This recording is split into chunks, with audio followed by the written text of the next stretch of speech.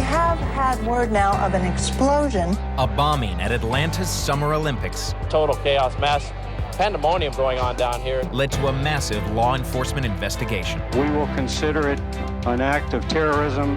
And soon set off a frenzy of speculation. Who is the real Richard Jewell? FBI officials believe he fits a profile of the type of person who might commit such an act, but concede they have no hard evidence against him. Will you categorically say that you did not do this? I did not do it. Richard Jewell's nightmare was a cautionary tale.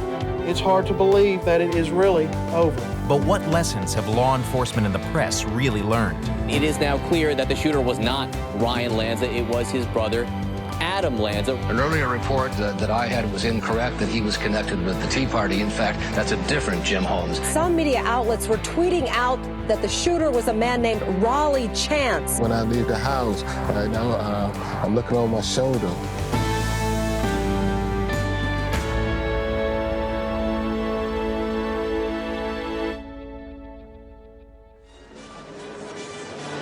Welcome to Atlanta's Olympic Stadium for the opening ceremony of these Centennial Olympic Games.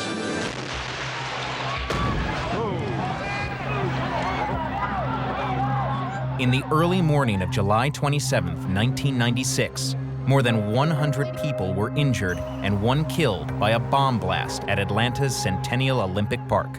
After the bombing had occurred, the victims were taken away. I remember very distinctly, as the light came up, I started meeting some of the people around in the area, and one of the people on the scene was Richard Jewell. Jewell, a former sheriff's deputy, had discovered the bomb in a backpack and helped clear the area before the explosion. He was hailed a hero. And I just hope that we catch the people that did it. Following the bombing, there were a lot of suspects, but it wasn't too far into the investigation where Richard Jewell's name started surfacing. The president of a college where Jewell had worked security called the FBI to say he had concerns about Jewell. A check into Jewell's background revealed other witnesses who reported he had a history of employment problems and was obsessed with law enforcement.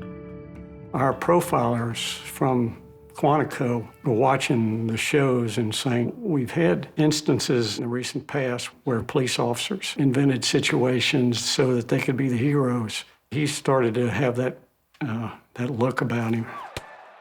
We've got the Olympic Games going on. We're concerned that whoever did it may do it again if we don't get hold of them. It was a lot of pressure to resolve the case very quickly. The assumption was that everyone would keep everything confidential because of the importance of the investigation.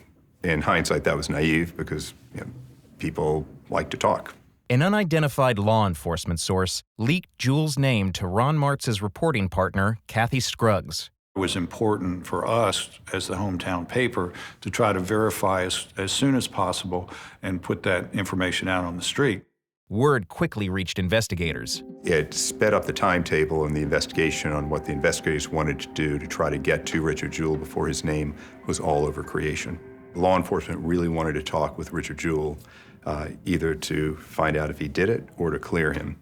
We wanted to create an environment, if we brought him in for an interview, where he would be comfortable. So when two agents went to talk to Jewell and he expressed concerns about being interviewed on videotape, they told him it would be used in a training film for first responders. He then agreed to come to Atlanta's FBI office. I don't think they were very far into the interview when I received a phone call from the director. And the director said, I want you to stop the interview to warn him of his rights. Do it now. And so I instructed the assistant special agent in charge to knock on the door. Alexander later saw on videotape what happened next. The investigation was going along as if it was a training video for a first responder. At a point, the investigators just said, we want to make this as realistic as possible, or something to that effect. We're even going to read you the Miranda rights. And as they start, the camera's on Richard Jewell, and his eyes widen a little bit, and it's like there's a cartoon character light bulb going off on top, and you realize he's saying, wait a minute, am I a suspect? FBI has a suspect. Read all about it. The news had already hit the streets when from inside the FBI office, Jewell called a friend who was a lawyer. I asked him if he'd read the newspaper. He said no, he hadn't, so I read him the headline. And I said, man, they think you did it. Asked him if he was under arrest, and they said, no, he was not. And I said, great, then he's leaving.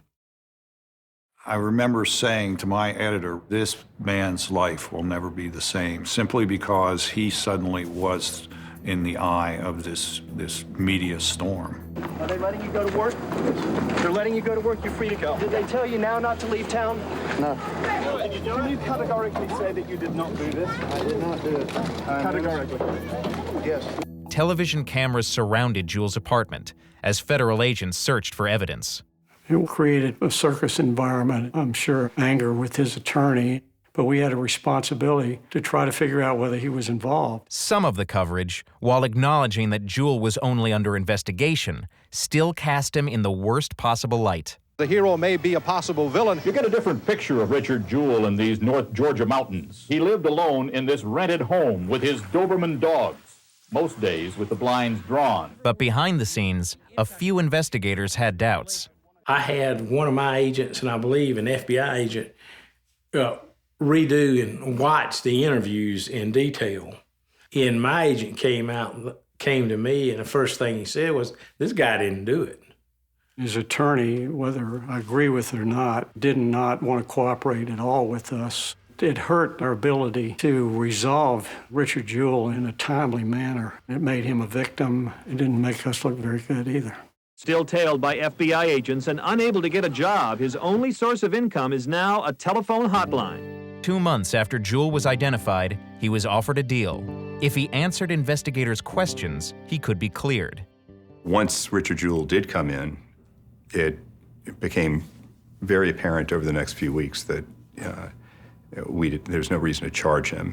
Hey, y'all doing? Richard Jewell finally got what he's been waiting for. A hand-delivered letter from the Justice Department says, based on the evidence developed to date, Jewell is not considered a target of the federal investigation.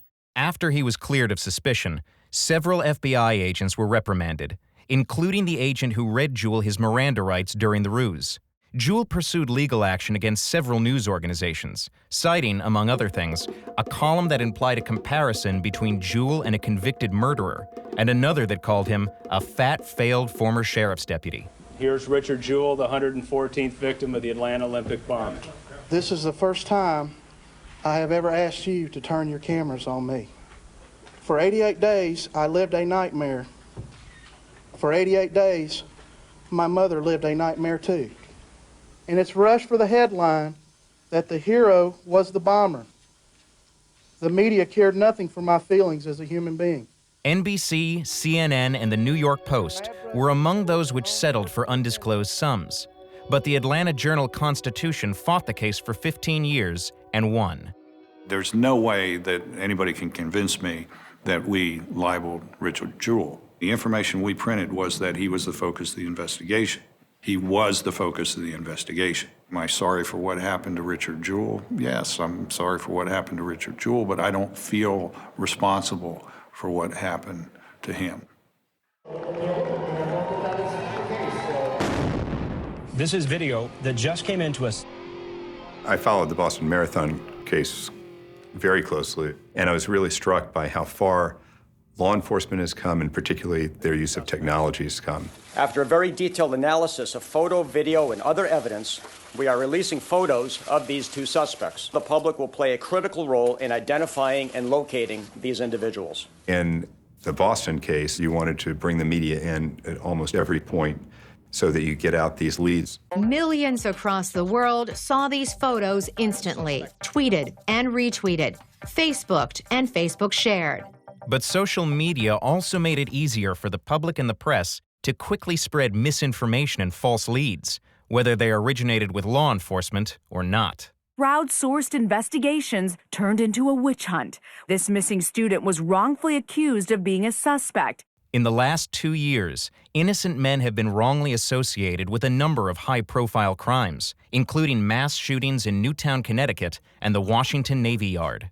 After the Boston bombing, the New York Post, while not naming these two men as suspects, ran a photo of them at the marathon under the headline, "Bag Men." Being wrongly accused of an act of terrorism is its own kind of nightmare. Ask Richard Jewell, who went through the media pile-on. The obvious lesson learned from Richard Jewell is avoid identifying people as a suspect if there's not really good reason to do so, because it can lead to just what happened in Richard Jewell's case, the identification of someone who not only was innocent, but was a hero. As it turned out, the true perpetrator of the Olympic bombing remained active. He would go on to bomb 2 abortion clinics and a gay nightclub in the years following Centennial Olympic Park. The crime scene in Atlanta was a complicated one, to say the least, but we ended up getting a picture of a silhouetted figure on the bench where the bomb was placed. We had the bomber. The problem was the quality was so poor that you could make out no facial features.